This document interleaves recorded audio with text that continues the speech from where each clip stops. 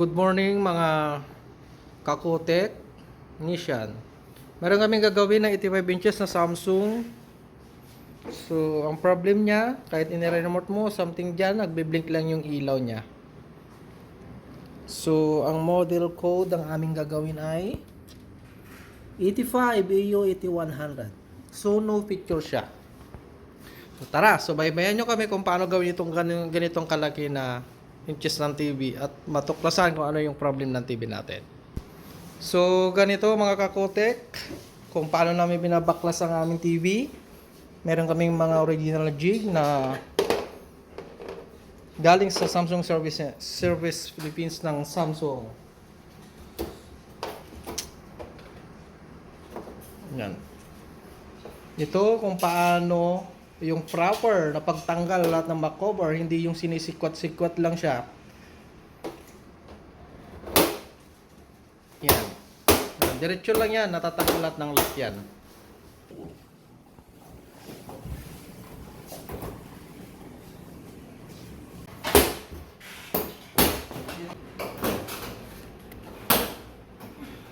Yan, may lock doon sa loob. Huwag mong pipilitin, baka mabasag. Yan. Tapos yan, tapos nyo na taas, yan, balik, taas. Yan. Baliktad tayo dalawa. So yan mga kakotek, Nissan, nabaklas na namin. So ito yung laman ng loob ng ating TV na ganitong kalaki. Power supply, mainboard, FFC cable or LVDS cable, and then yung ating WLAN. So ngayon i-diagnose namin ang TV kung bakit wala siyang power. So first, check natin kung mayroon ba siyang supply. Kasi ang unit natin, blinking standby or no power lang siya. So number 1, hahanapin natin yung sinasabi natin ng 13 volts. So yun, mababa siya, halos 3 volts lang ang nakikita niya. So wala pa rin siyang backlight. Okay? So next step natin, bakit walang backlight? Check natin ngayon kung may supply ba yung ating backlight. So backlight, wala. Positive, wala. Wala. Wala. So wala kami nasusukat papunta sa backlight. So next step namin, pagka-diagnose ko, depende ngayon kung sira ba yung power supply or ating backlight. So ang gagawin natin, dapat tanggalin natin yung power supply. I-check natin kung pag disable ng power supply, magkakaroon ba ng supply o hindi. Come on. So ito mga kakotek, natanggal na namin sa power supply dito sa pagkaka-feed niya dito sa screen. So kailangan natin ngayon i-check kung ito ba magkakaroon ng supply o yung output papuntang mainboard at saka yung output papuntang backlight. So, start. Okay. Mainboard ulit. Dapat mayroon tayong makukuhang 13 volts. Ayun, mayroon na siyang 13 volts. Yan. So, okay na siya. Nag-backlight na siya. How about yung ating, ay nagkaroon na siya ng 13 volts. So, how about yung backlight? Ayun, mayroon na rin backlight supply. So, yun. Big sabihin, mayroon tayong problema dito sa backlight ng ating unit. So, yun. Hindi malaki. Babakpakin natin to. Pakita natin kung paano gawin yung proper way kung paano magpalit ng backlight ng ganitong kalalaking TV. So, meron kaming ginagamit na Dolphinus ang pangalan. So, ito Dolphinus to para proper pagtanggal ang ating lock dito. Yan. Yan.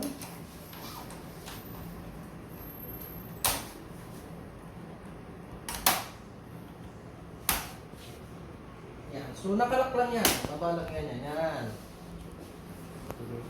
Okay. Kasi ito sa taas mo. Dito tayo. Sira ang ating mga top board, kailangan natin lagyan ng masking tape. For safety purposes. Pag ito nadali na to, useless lang ang ginagawa natin. Next mga ka-technician, meron kaming ginagamit dito na jig. Original jig from Samsung Philippines na pinag-provide sa amin. Ito yun. Sanction. Siguro nagkakalaga ito ng more or less na sa 20 plus or 980, mga gano'n. Ito yun. So visual lang na ito malinis. Yan. Lahat ng mga cup niya. Pag was na ito bumitaw yun, wala na yan. Basag na yan. So ngayon, kung paano tanggalin ng tinatawag namin na open cell. So meron kaming improvise. Ito yun. Tatastasin namin dito. Papasok mo dito. Yan. Para matanggal yung kanyang double tape niya or double sided tape. Yan. Tinanggal niya. Diretso na lang yan. Yan. Tatanggalin natin ngayon yung open cell.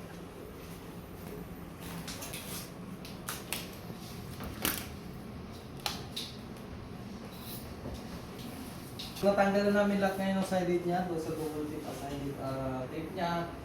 Kailangan na namin iangat yung kayong open cell gamit nitong jig. So ngayon, papakabit namin. Be sure na ito magandang makapit sa lahat. Yan. So makikita natin na kumapit siya, may makikita kayo nito ganyan. Pag ito hindi na parang namamasa nito, ibig sabihin hindi siya kumapit. So lahat ng mga apat na yan kumapit yan.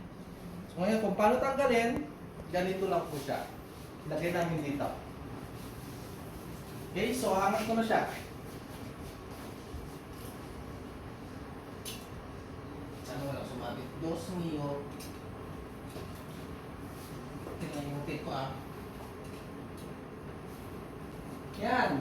Nakakaputik. Ganun lang oh. Matibay yan.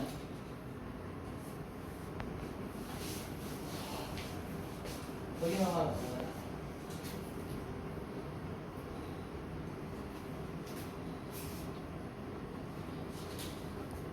So ngayon, natanggal na namin yung aming open cell or screen niya. Kailangan din matanggal yung double tape sided na naiwan dito sa frame. So, paano tanggalin? Ito yun.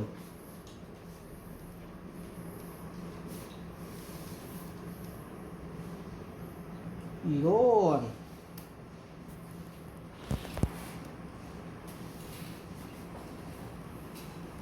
Magtanggal ka rin dyan, sir.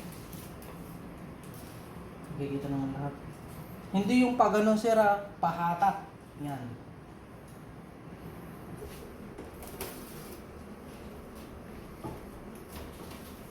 Meron kaming vacuum na pre-provide din sa Samsung Philippines. So ito yung gagamitin namin para matanggal lahat. Itong naiwan na ito kasi ito yung dumi. Kung hindi natin tinanggal yan, makikita sa screen pag masa nagkaroon na ng image. Number 1, brush.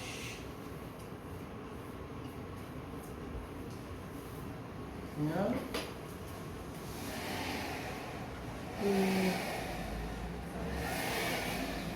Bukas.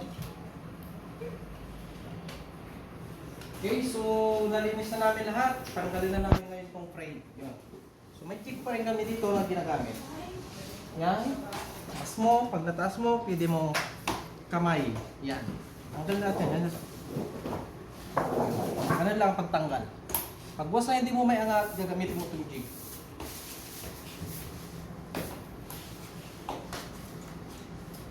Okay, kabila. Yan.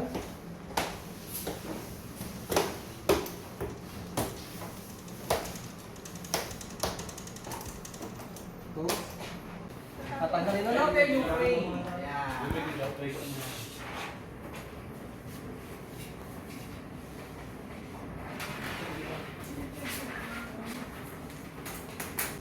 Next, tatanggalin namin ngayon itong reflector niya.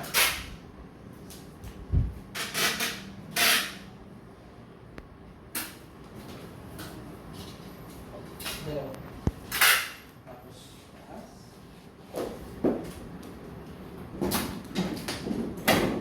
Hatakan mo, hatakan. Next, next time. Yan, sobrang natin. Mas rapid ako lang. Natanggal na. Moment of truth, anong problema? Ayan. Tutukan mo, sir. Sunog ang kanyang backlight. Kaya ayaw mag-power. Walang supply yung ating power supply na dahil dito sa backlight. So, i-test natin ang backlight. Sana magkaka-normal na yung supply ng power supply. Ito yung kanyang LGP or light guide na sira. Ayan, tanggalin na namin.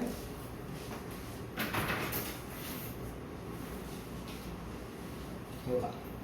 Kung mapapansin natin, sir, sunog na rin yung kanyang light guide or LGP. Yan.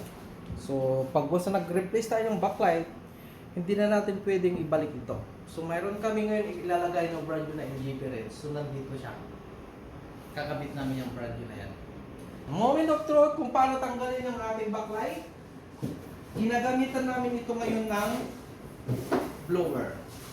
Stop. Di ba ayos yan? Ngayon kung paano tanggalin ang ating mga collector ng backlight, so kailangan natin tanggalin ito. Yan. And then, nakaklik lang naman siya dito.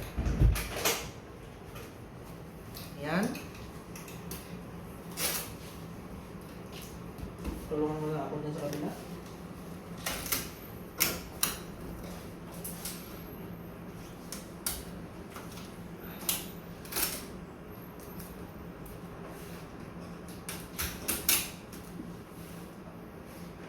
Para matanggal ng maayos at walang bako-bako, pag sinungkit mo yan, kailangan ginagamitan namin to. Para pag wasan lumutong yung double tape aside-sided niya dito, didiretso mo na lang to na ganun para malinis. Okay?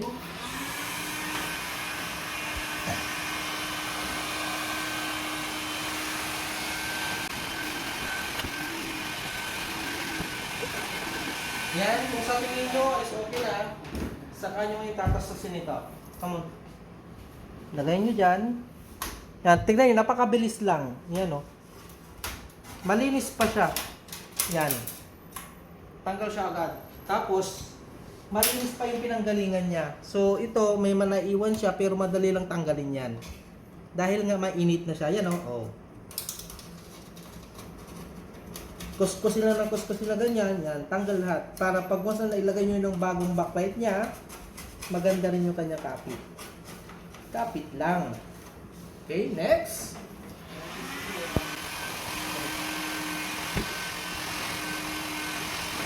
So yun, so natanggal na namin yung 4 na pirasong backlight niya.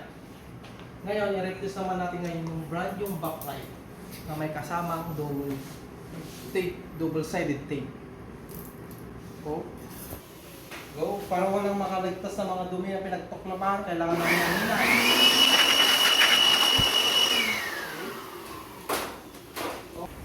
Ngayon, ito yung aming kakabit na brand yung ilaw. Backlight niya, sure. So, meron na kami kasamang double-sided tape. Come on, tingnan natin kung paano ilagay. So, first tape natin, kailangan natin tanggalin. Takip. Hirap tuklakin pag may bad isa.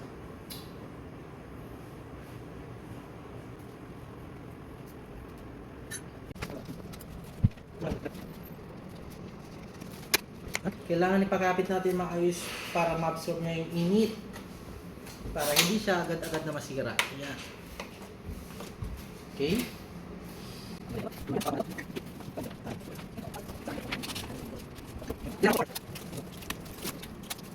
Moment of truth. Kung gagana pa siya hindi, saksak muna natin.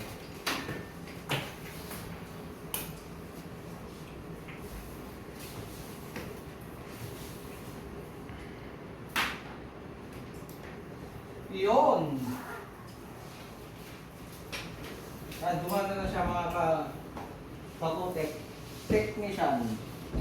So, ganun lang pag-replace ng mga bagong backlight. Hindi susunod natin ngayon. Tinatawag namin na light check. Ito yun. Okay? Kung paano ilagay na yung tinatawag namin na LGB, ito yun. Pag brand new, ganito siya talaga. Huwag mo isagad. Ilagay namin sa taas.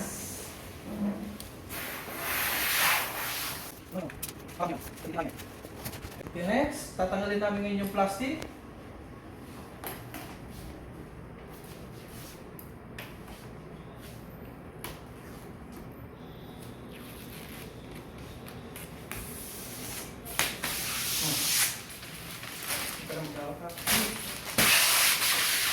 pumasok. Kasi yung puti.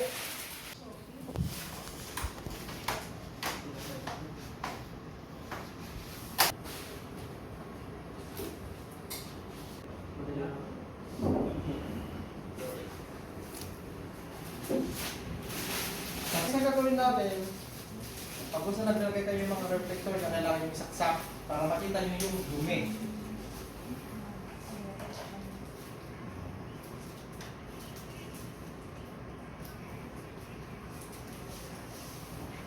Liga. Pansinin nyo maigi mga sir kung may dumi siya. Dahil nun, may dumi. Yan. Kailangan matanggal lahat-lahat yan.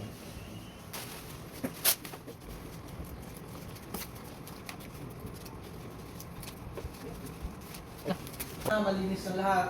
Ilalagay na namin ngayon yung pencil. Ngayon, itong pencil na to, wala na rin kasing double tip sided niya, papalitan na rin namin ng bago. Kung paano namin lagyan ng tape, saka kung paano namin lilinisin, ganito po.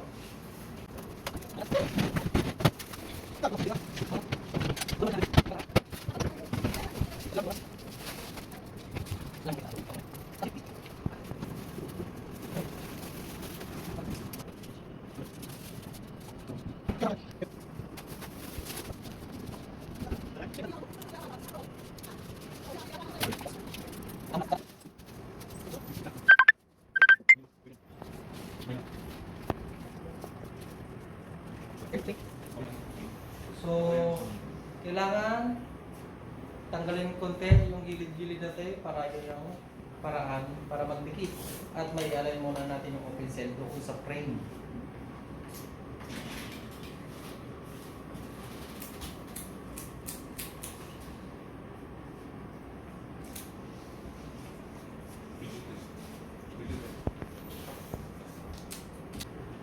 So ngayon, ilalagay na namin yung kanyang pencil.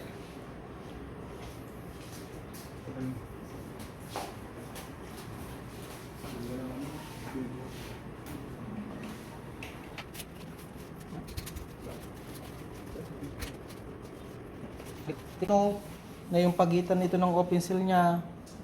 Ito at saka doon sa kabila. Doon, parehas lang. Yan, yung uwang, yan, parehas lang. Okay? Next na gagawin namin para maidikit na namin yung pencil, tatanggalin na namin to.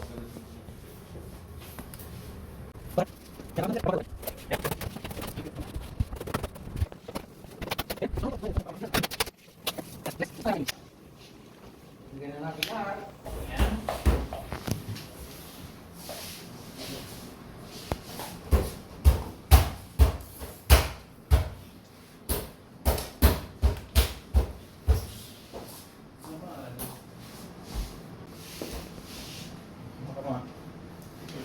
Moment of truth.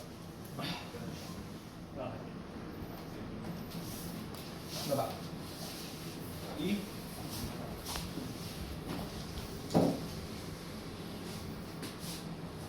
Yan. So, maganda yung hinat na. Nagpalit lang natin ng LED bar. So, kanina, ang problema niya, walang image, saka walang supply output na 13 volts papuntang mainboard, and walang output backlight. So, ito na. Backlight lang pinagdating namin. So, ngayon, okay na siya. So, mga kapotik dyan, please follow my Facebook account. And then, sa lahat ng mga ganyang kalalaki, ganun ng process na ginagawa namin dito sa Chronicles. Maraming salamat. Ibahagi natin lahat mga nalalaman natin para mga kapotek Samsung natin dyan. Eh, meron din mapupulot na pag-aaral kung paano ikabit ng tama. So, yun lang. Thank you sa lahat. Bye!